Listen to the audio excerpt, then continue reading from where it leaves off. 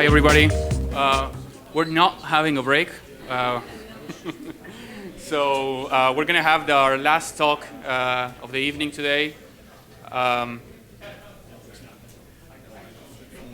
So yes, please come back, if you will. So we're going to have drinks afterwards. We have something prepared. It's on the agenda. So hi, everybody. My name is Javier Seaman. I'm a technical evangelist at Globant. And as my colleague Diego, I'm not from the UK. So we've been hearing here at CON.VERGE somehow technology, design, and innovation comes together to bring new digital journeys. And this is what CON.VERGE is all about.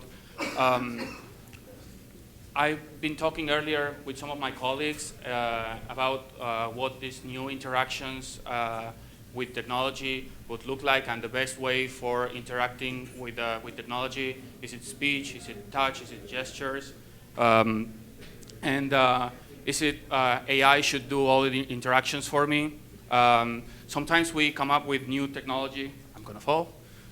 Sometimes we come up with new technology and we get our hands in something like a Google Glass, and then we wear the Google Glass, and as it turns out, it's not everything we expected. So how do we come up with new and relevant use cases for technology, and how those new interactions come up together to form these new digital journeys? So our next guest has the challenging job of coming up with these new customer interactions for one of the most highly regulated industries in the world, the finance industry, and also one of the most traditional and an industry that has millions, if not billions, of users around the world. Join me in welcoming Schawrz from Barclays. Schawrz. Thank you. Thank you. Yeah, I'll stand over here, and I like to walk around as I go. So thank you for the privilege of being here. Thank you to Globant. And so I guess I'm one of the last talks, if not the last talk of the day, and it's a guy from a bank. I mean, that just sounds dreadful, so very sorry for that. But I'm very pleased to say, and I was thrilled by the question from the woman in this area here earlier of, why don't we have chief design officers in organizations? And I think that I have the privilege of saying two things. One, I probably hear from one of the oldest of all the companies that have been represented today. So Barclays is actually, we just celebrated our 325th anniversary. How crazy is that? So Barclays is older than the United States. I got an extra vacation day for that, actually. That was the present to all the employees, was an extra day off. Isn't that great? Something to look forward for Globant in 300 or so years. And I work for our Chief Design and Digital Officer, which we have one that sits across all of Barclays. So whilst we're one of the largest financial institutions in the UK, we're one of the largest financial institutions in Africa, we've got a large presence here in the United States, and we're 325 years old, we've got a Chief Design and Digital Officer. So I sit within our design office, and I have the privilege of leading teams of designers and developers in inventing new experiences, new products, new engagements for our customers.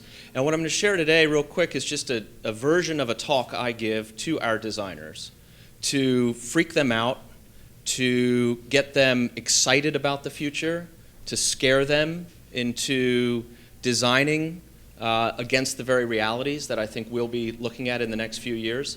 And actually, a lot of these are things that have been talked about, especially today as we've gotten more and more through the afternoon. You'll see a lot of the concepts repeated, and I hope that a lot of this is very familiar to you, and I hope that I'm preaching to the choir in a lot of ways here, but we'll see. So the first thing I want to just chat briefly about, and a lot of us are already familiar with this, but I love to very tangibly look at this and get a sense for what this really means from our past and what it means for our futures, just looking at processing power advances. I mean, we all look at Moore's Law, we're familiar with Moore's Law, but we typically look at Moore's Law on this logarithmic scale. And so it has this really nice straight line associated with it, all the way from the 60s up into the 2000s, it's held steady. It's a perennial favorite to say Moore's Law is at its end, but we continue to surprise and invent new hardware to allow us to continue on this trajectory. But if we actually look at it on a linear graph, we see that the explosion has started recently in terms of processing power. In fact, this chair is blocking the bottom of the scale here, but right in this time frame here, we've got the iPhone being invented. Not possible here, right? So we are now living at this point in the curve, and it's just unimaginable to think about in the 80s and the 90s, imagining something along the lines of processing power that we all have in our pockets. And what I love about this graph is it shows that we're just at the start of this. Now, how does that materialize? Let's look at some cool things. The Saturn V rocket, 1969, this is what NASA used to go to the moon, right? Look at the size of this 3-foot section of the rocket loaded with navigation systems, sensors. You can actually see the size of it here, men standing in it, assembling this. This was in 1969. All of this and all of the computing power of NASA, we have more power in our pocket today, including those sensors, right? I mean, that is just unimaginable. And so we start to think about the impact of when we look at Moore's Law, we look at those changes in processing and sensors, it's remarkable to think what we are able to achieve today with a device that we can hold in our hand. And obviously then, just in terms of hardware getting smaller, 1956, this is 5 megs being loaded into an airplane. And in 2015, that's a terabyte, we all know, smaller than this remote I'm holding, 200,000 times more storage than what we had just in the 50s, right? I like this example of that improvement.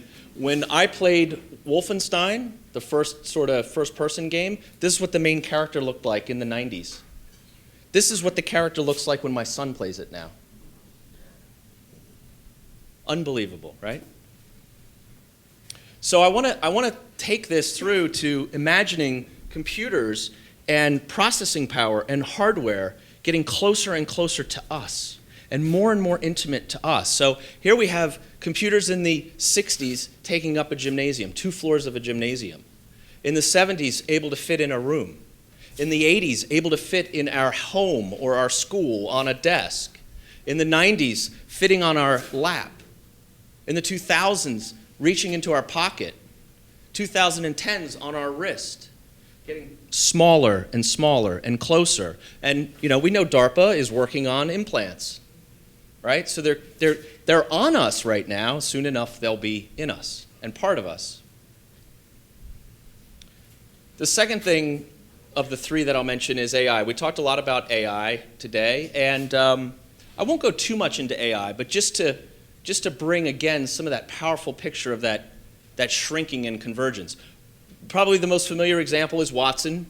I hope you all are quite familiar with that, but in 2011, Watson, built by IBM, able to beat the 2 winning most folks on Jeopardy, and it did so by virtue of the Watson team at IBM essentially loading in Wikipedia and scores of encyclopedias into Watson.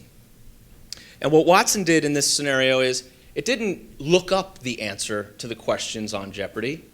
It arrived at, and in a cognitive way, concluded the answers on Jeopardy, right? And what's crazy about that is that, in 2011, just 4 years ago, when it won Jeopardy, it took up, the size of a master bedroom. But now Watson's only about this big. It's about 2 pizza boxes, right? And so we go back to that shrinking, right? And we think about more of that intimacy with humans. It's also several thousand times faster than it was in 2011. And we talk about artificial intelligence and we talk about where it's going. think of what Google is trying to achieve in that same space. You're all probably familiar that Google is scanning the world's books, right? You may even remember some of the copyright issues they ran into around that. They aren't scanning the world's books so that we can read them digitally. They're scanning the world's books just as IBM fed Watson the encyclopedias. Google is feeding their AI all of the knowledge so that it will not go and look up and find an answer for us. Their AI will actually arrive at and conclude an answer for us. Very different than how we're thinking about AI and how we're thinking about interacting with the likes of AI today. I don't know if it looks like we got a lot of young folks in the room, but my first exposure from a science fiction perspective to artificial intelligence was when I watched Knight Rider as a kid with my dad. I think I was about 10 years old. And you may remember, like, Kit, I need you, buddy. Or, Kit, give me a readout, right? And that was basically an AI-based interaction with a car using a watch. And I never would have imagined it's coming true in my lifetime.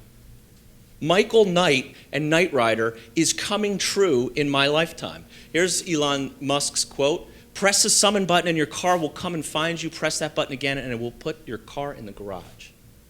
And that is showing the power of the convergence of hardware, sensors, and AI is delivering the science fiction that was unimaginable as a reality when I was a kid. So that gets me to my third point, and the final point here is this notion that I've got here of experience consolidation. Well, what does that mean? Here's a Radio Shack ad from the 90s. And what I love about this is it shows a bunch of things you could go out and buy. It almost becomes funny. A computer, a camcorder, a phone, a music player, a calculator. All of these devices, obviously Radio Shack has declared bankruptcy, as you probably know, in the last year. All of these devices, again, in that other illustration, are available on our smartphone. That entire ad has been replaced by our smartphone. Everything on that page that you could have bought. And so if we start to think about those devices, those products we could have purchased, as almost apps now on our phone, right? That convergence of all of those devices have now been replaced by apps on our phone. Where are those apps on our phone going? Right? So I want you to, as I describe this to our designers, is think about those experiences and how they've been consolidated into hardware and software on a mobile device. Where is that convergence going to go further? And what might allow that to happen? It was very cool that on a prior panel discussion, the film Her was mentioned. How many people have seen that film? I'm curious. Oh, great, awesome. So I barely have to explain it, other than Joaquin Phoenix falls in love with an AI-based digital assistant existing mainly in the hardware of the earpiece that you can see there. And the display becomes nothing more than display, right? If you haven't seen it, I encourage you to do so, because I think it's probably one of the most effective and accurate prototypes of where all of this is headed. And so what is it that will allow that experience consolidation to go further? It is those very digital assistants like Her. And the crawl version of that is already amongst us. In a crawl, walk, run version of technology, we're already there with Google Now, Microsoft Cortana, Apple with Siri, Amazon with Echo. I should probably add what Facebook is piloting with M as another example. Digital, personal, AI-based assistants, whilst clumsy today, are the crawl version of that science fiction which is articulated in that film Her. And again, at one point, Knight Rider was science fiction to me, and it's a reality. And it isn't just the traditional players, the devices you have here. Has anyone seen what Mattel has recently announced with Hello Barbie? Right? So Hello Barbie is actually a connected device that has natural language processing, a microphone, a speaker, and Wi-Fi connectivity to the cloud. So they've basically taken those smart assistants like Siri and Google Now, and they're putting them in a Barbie so that you can ask Barbie questions, have conversations with Barbie. Barbie will remember who your obnoxious brother is. Barbie will remember who your obnoxious sister is, and it will continue to have a relationship with you. So these digital assistants aren't just how we normally think about them as smartphones in our pocket or a cylindrical device from Amazon sitting in our home. It's being incorporated into the very lives of our children and young kids. And what's to stop Barbie from being part of the Internet of Things? Why can't I connect my Hue lights, for example, to Barbie so that now I can begin to have very physical experiences in the real world using a digital assistant that exists as a child's toy? That is crazy, right? So how do we think about that from a design perspective, especially for boring things like financial services or other easily commoditized products that are transaction-based? You know, I realize a lot of the things I'm saying aren't necessarily relevant in the space of, say, gaming or even social media or consuming video, but as it relates to transactions and commoditized services, even today I can go to just Siri and I have replaced the Fandango experience and I've replaced the Shazam experience because I can ask Siri, what song is that? And I can ask Siri for movie tickets, and Siri will get those for me. Get me those answers I need. And my interaction doesn't have to go any further than with Siri, with that digital personal assistant. And the main thing I like to challenge our designers with is, as those curves continue, those trends continue with Moore's Law, and the improvements in artificial intelligence, the explosion that's about to occur, how much longer before I can go to Siri for a cheeseburger or a mortgage? Right? I mean, a mortgage is a commoditized product. A checking account is a commoditized product. A payment is nothing more than a transaction. Right? And so I'll ask Siri for movie tickets, I'll ask Siri for a burger, and I'll ask Siri for a mortgage. And while I'm proud of the apps we've created at Barclays, for example, here is our mobile banking in the UK. There's Ping It, which is the most popular and most effective payment person-to-person payment app that we have. Just like we scratch our head and laugh at all those Radio Shack items you could buy, we'll laugh at the notion of launching an app, finding someone to pay, entering the amount we want to pay, hitting a send button, and it goes. It will be experiences that will be consolidated by those AI-based personal digital assistants. And that is the challenge that I often give our designers within Barclays is, how do we begin to design for that future? How do we embrace that? How do we avoid complete and utter disintermediation so that our customers have a relationship with us, or at least are able to engage with us and enjoy our products and services in a brave new world where we may not be the go-to player in the space from a customer interaction perspective. And that's where my conversation then takes us to our developers within Barclays. And the two main things that we really need, which we do not have, and most financial services don't have, and most players in transaction space or commoditized product space do not have, is firstly APIs and secondly high-speed services. We don't play in that space today necessarily. We're dabbling, and certainly most financial institutions don't. And so what I mean here by APIs and high-speed services is I can ask Siri right now, again, what movies are playing near me. I can't ask Siri my balance. I can't ask Google Now my balance of my checking account. That's silly. The first thing we need as large legacy organizations is connectivity into that ecosystem. And that's achieved through APIs. So we need to expose our infrastructure, expose our services through APIs. However, unfortunately, because of our legacy systems, our infrastructure and those APIs would just be too slow. So that when Siri says, I need a mortgage, we can't say, well, we've got a 4-day process for that. we need high-speed services paired with those and delivered through APIs. So we think of high-frequency trading in the investment bank, certainly here in the U.S., where measured in milliseconds, smart decisions are made and trades are transacted. We need to get to mortgages being underwritten in 0.3 of a second. That's where we need to get to, and delivered through APIs. And so that when Siri or Cortana or maybe someday in the future Barbie comes to us for a financial product, we come back instantly with an intelligent answer. And the financial services provider, and that's just one example of the industry that's going to win and survive in this future that I think is just a few years away, is going to be the one that can do those things that quickly, exposed into that ecosystem using that. And so that's the challenge I'm giving our design community now. That's the challenge that I'm giving our development community right now. And I guess that's the challenge I'm giving all of us right here. Don't think of this only in the context of financial services. Think of this in the context of any commoditized transaction-based product. Thank you.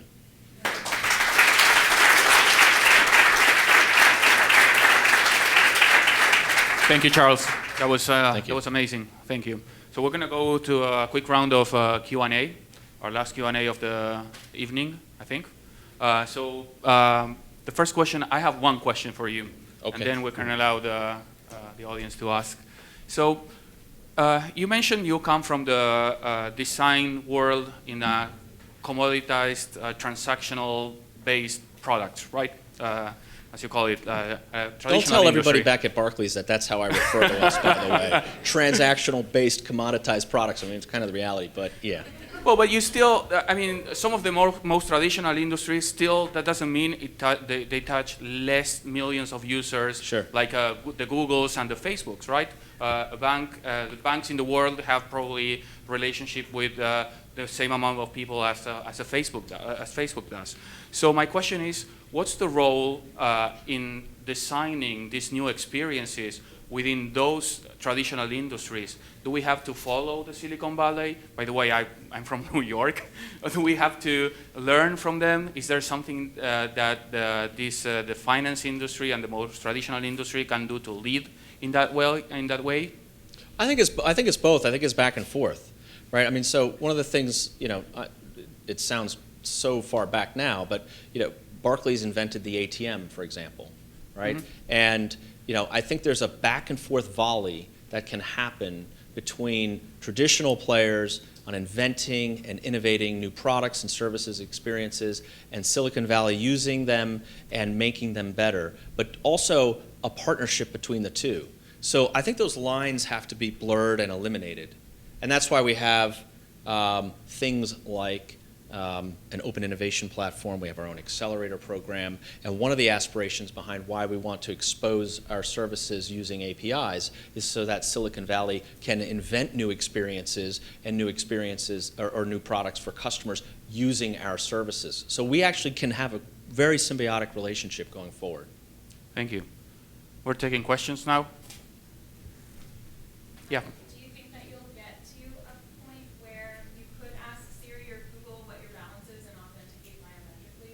Yes, I do. How far down the line do you think that is? I think it's just a few years away. I really do. I mean, you can use Touch ID right now to sign into our mobile app. We're looking at integrating voice into some of our mobile services, but that's sort of natural language processing within it and voice recognition within it. So it's just a matter of us getting comfort from a security perspective of exposing our services as something that could be consumed by the likes of Siri or Google now. So I'm absolutely convinced that that's the future. And then the complexity will just go from there as far as the types of services and products. I think soon enough, you'll be able to not only check your balance, you'll be able to say, how do I afford to send my daughter to a university in 3 years? Thank you. Yes? I think that everything that you're exposing is wonderful and also the logical step for humanity. These technological developments are definitely where we're going, but they're also a luxury because only the people with means to access them will get this technology, especially in the first stage of adopting. So my question is, how do we plan this development and adoption process to reduce the gap between the rich and the poor instead of making it more wide? Sure. Yeah, I think that's a great question. And I mentioned that Barclays has a presence in 13 countries in Africa, and we actually aspire in a very in a way that's altruistic and something I'm very proud of, to think through how do we actually get the next billion from an unbanked perspective to become banked.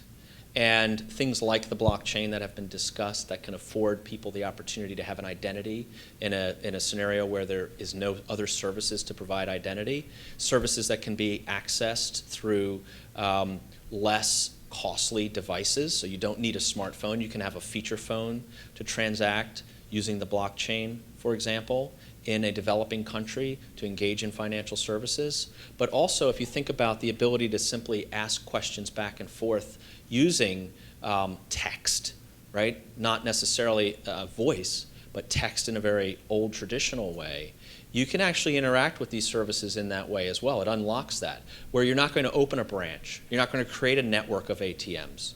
You're actually creating a scenario whereby these technologies allow those individuals to engage in financial services, whereas they simply couldn't have in the past. And so everyone in those countries, it's interesting, again, we have a presence in those African countries. Everyone has a phone. It's crazy to see. Everyone has a phone. They're feature phones. They're not smartphones necessarily, but they're feature phones. And so if you can create those services that can be delivered in a very cost-efficient way into those sorts of devices, you're exposing financial services to people that just simply wouldn't have had access, that don't have it today. Over there. Hey, Charles. Hey. You guys are one of the only top companies that have a chief design officer. I'm curious what you saw it took to make that happen and why Barclays has made that a core business strategy at their organization. Yeah, sure. Thank you. That's a good question. I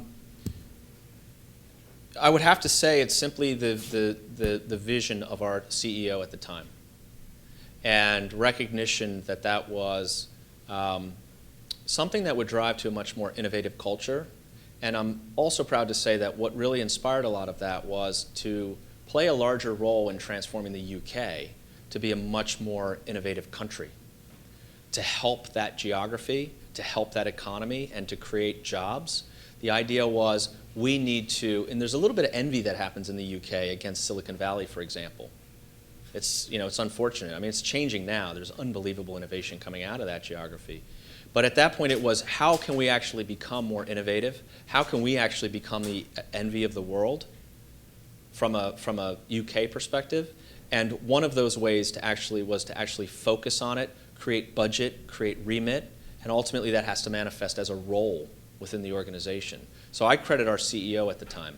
If the CEO of an organization, or at least the executive level, doesn't have that vision, doesn't understand design, doesn't aspire to innovate, it's very difficult to create a role for a chief design officer within that organization. It comes down to the people. Thank you. I think we have time for one more question. I can hear you, man. Whatever. Whatevs. You mentioned the movie Her, yeah. There's a certain point where she overtakes the communication to a publishing house for him. And he managed all his communication and making a deal behind his back, actually. So without his knowledge. So do you think we reach this point where we have AI which manage our life and we just eating and consuming? Well, that's certainly a debate for another one of these sessions, I would imagine. It's the question and sort of the almost rat hole of a conversation that all of these discussions lead up to. I don't know that answer. I think we need to create the controls along the way. And I think, interestingly enough, the winner in this space from an ecosystem perspective is going to be the player, like an Apple, that will provide the most control. Right now, identity and a lot of the encryption and a lot of the ways Apple is managing that, for example, versus some of the other players is it stops at the device. It's actually slowing them a little bit down from an AI perspective. But the intention is it stops at the hardware, because ultimately they're a hardware company, right? 96% of their revenue is from selling hardware. So they want the privacy to exist at the point of hardware so that you want to consume that hardware. So I think those sorts of questions are going to be answered by players in this space in different ways. And I think that ultimately will drive what's important to consumers, and that will drive how this shapes up. So we're done for the evening. Thank you, Schawrz. Thank That was you. Awesome.